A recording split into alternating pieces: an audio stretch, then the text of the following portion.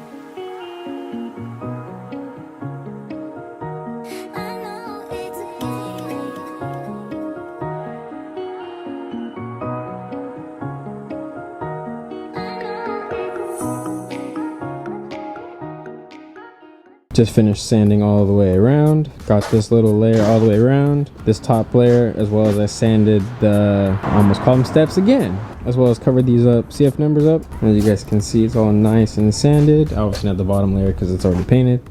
We just painted that. Got that seat, that seat, that seat. All this sanded, as well as up here. Now we're gonna go ahead and hit it with that power washer. And then once it's all done getting power washed, I'm gonna go ahead and hope that I have white primer. If not, then I gotta run to the store and get some white primer real quick. And then I'll also pick up the color of the paint that we're also gonna be painting the boat as well.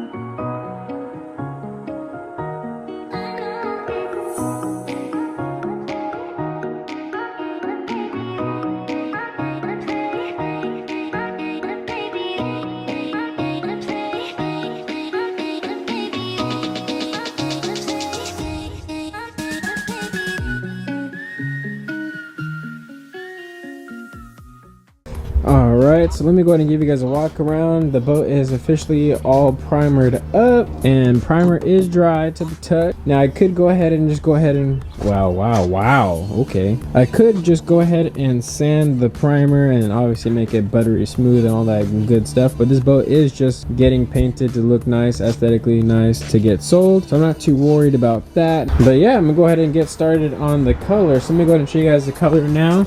It is going to be a rose gold with a whole bunch of metallic flake. Let me see if it's sunlight. So it's going to be rose gold with a bunch of metallic flake, and then I got a super high gloss clear coat to go with it. So this hopefully let's hope this looks nice.